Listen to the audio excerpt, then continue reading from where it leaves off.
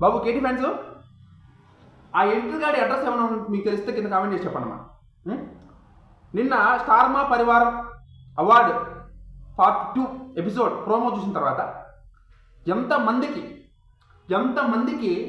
ఆ ఎడిటర్ గారి అడ్రస్ కనుక్కొని వెతుక్కుంటూ వెళ్ళి ఆయన పట్టుకొని ముడ్డిలో రాడు దింపాలనిపించింది చెప్పండి. ఎంతమందికి అనిపించింది చెప్పండి. నాకైతే అనిపించింది. అసలు వాడికి పశువా, మనిషికి జన్మెత్తాడా? రోజు మా అన్నం తింటున్నాడా కడుపుకి? ఇంకేమైనా తింటున్నాడా? అది ఎడిటింగా? అది ప్రోమోనా? ఫస్ట్ ఎపిసోడ్ సంబంధించిన ఫస్ట్ పార్ట్ ఎపిసోడ్ సంబంధించిన ఫస్ట్ ప్రోమో వచ్చినప్పుడు నేను చూసా కళ్యాణ్ తనుజ కోసం.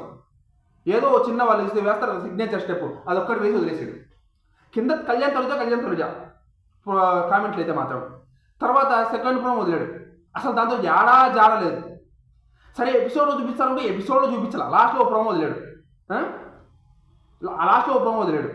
ఇప్పుడేమో సెకండ్ పార్ట్లో కళ్యాణ్ తనుజ గురించి చూపిస్తానని చెప్పి ఓ ప్రోమో వదిలాడు. ఇక్కడ కళ్యాణ్ తనుజ లేడు.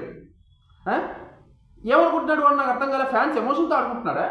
కిందేమో కళ్యాణ్ తనుజ అని చెప్పి ఫ్యాన్స్ భజన చేస్తుంటే, నామస్మరణ చేస్తుంటే, వాడెబ్బా బడవ అడ్డమైన సూది వేస్తాడు తప్ప ఒక్క మంచి క్లిప్ వేస్తే అసలు ఒట్టు.